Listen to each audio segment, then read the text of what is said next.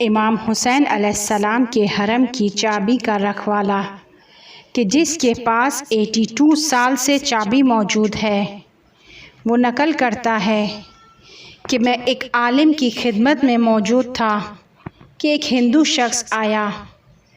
نہ وہ کسی مذہب سے تعلق رکھتا تھا، نہ دیندار تھا، نہ کوئی عقیدہ رکھتا تھا اور نہ کوئی اعتقاد، بس عام لوگوں کی طرح زندگی کر رہا تھا۔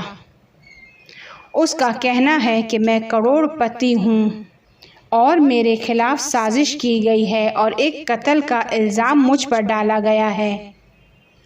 میں نے بہت ہاتھ پیر مارے تاکہ اپنے اس الزام کو غلط ثابت کر سکوں، لیکن بہت ہی صفائی کے ساتھ میرے خلاف سازش کی گئی۔ میں نے یورپ سے وکیل کیا، اس نے بھی بہت زیادہ کوششیں کی، اسے میں نے بہت زیادہ مقدار میں پیسے دیے اور وہ اس پیسوں کی بدولت صرف اتنا کر سکا کہ میری پھانسی کو اس نے ایک دن کے لیے روک دیا۔ میں نے سنا ہے کہ آپ شیعوں کے پاس کوئی ایسا شخص ہے کہ جو میری مدد کر سکتا ہے۔ اس سے کہا گیا کہ ہاں ہے، کہ جسے امام زمانہ کہتے ہیں۔ اس نے پوچھا کہ مجھے کیا کرنا ہوگا، کیونکہ میرے پاس صرف ایک ہی دن کا وقت ہے، اس کے بعد میری موت حتمی ہے، مجھے پھانسی دے دی جائے گی۔ اس ہندو شخص سے کہا گیا کہ بازار جاؤ اور ایک پاک لباس لو، ایک پاک جوتے لو اور خود بھی نہاؤ اور خود کو پاک کرو۔ اس کے بعد شب جمعہ شیعوں کے قبرستان میں جانا اور وہاں جا کر آواز لگانا اور پکارنا، یابن الحسن، یابن الحسن۔ وہ جو ہم شیعوں کا فریاد رس ہے آئے گا، اپنی مشکل کو اس سے بیان کرنا اور وہ تمہاری مدد کرے گا۔ اس چابی کے رکھوالے کا کہنا ہے کہ میں نے اگلے دن یا اس کے اگلے دن اس شخص کو دوبارہ دیکھا۔ میں نے دیکھا کہ وہ ہندو شخص رو رہا ہے۔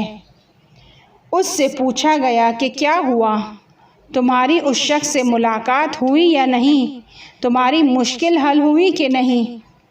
وہ ہندو شخص کہتا ہے کہ میں آپ لوگوں کے کہنے کے مطابق قبرستان گیا اور 5 گھنٹے مسلسل بغیر رکے مسلسل آواز دیتا رہا، یابن الحسن، مسلسل پکارتا رہا، یابن الحسن، لیکن کسی نے جواب نہیں دیا، کوئی نہیں آیا اور میں پکارتے پکارتے تھک گیا اور خود سے کہنے لگا کہ ایسا تو نہیں کہ میں شیعہ نہیں ہوں، اس لیے یہ شخص مجھے قبول نہیں کر رہا اور مجھے جواب نہیں دے رہا ہے۔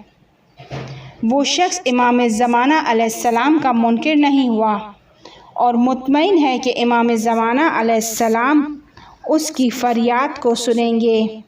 یقین رکھتا ہے کہ وہ شیعوں کو مصیبت سے نجات دلاتے ہیں۔ جب شیعوں پر برا وقت آتا ہے تو یہ شخص ان کی مدد کرتا ہے۔ اس کے وجود کا منکر نہیں تھا، لیکن جانتا تھا کہ خود کے اعمال اس قابل نہیں ہے، اس کے پاس اس ملاقات کی لیاقت نہیں ہے، اس لیے اس کو جواب نہیں مل رہا ہے، اس لیے کوئی اس کی مدد کو نہیں آ رہا ہے۔ یہ نہیں کہا کہ کوئی وجود ہی نہیں رکھتا، کوئی ایسا شخص ہی نہیں ہے، کسی قسم کی بے ادبی نہیں کی، طلبکار نہیں ہوا۔ وہ ہندو شخص کہتا ہے کہ میں نے دوبارہ پکارنا شروع کیا، یابن الحسن، یابن الحسن، نور کے جلوے دیکھے، لیکن مجھے کوئی نظر نہیں آیا۔ گھوڑوں کے پاؤں کو محسوس کیا، لیکن میں نے اس گھوڑے کو نہیں دیکھا۔ ایک شخص نے اس نور کے جلوے میں سے پوچھا کہ اے فلانی کے بیٹے فلانی، کیا چاہتے ہو؟ میں نے کہا کہ وہ شخص جو میرے اور میرے باپ کا نام جانتا ہے، حتماً وہ یہ بھی جانتا ہے کہ میں کس لیے یہاں آیا ہوں، میں کیوں پکار رہا ہوں، میں کس مشکل میں گرفتار ہوں۔ اب اس شخص نے مجھ سے کہا کہ تمہارے خلاف سازش کی گئی ہے، تم فلاں جگہ پر جاؤ اور فلاں ڈرا میں تمہاری تمام اسناد موجود ہیں، تمام پیپرز موجود ہیں، تم پر سے الزام ہٹا دیا گیا ہے، ہم نے تمہارے لیے راستے کو ہموار کر دیا ہے۔ وہ ہندو شخص کہتا ہے کہ مجھے ایسا لگا کہ گھوڑا بس حرکت ہی کرنے والا ہے، وہ لوگ جانے والے ہیں۔ میں نے کہا کہ میری ایک عرض ہے۔ اس شخص نے کہا فرماؤ۔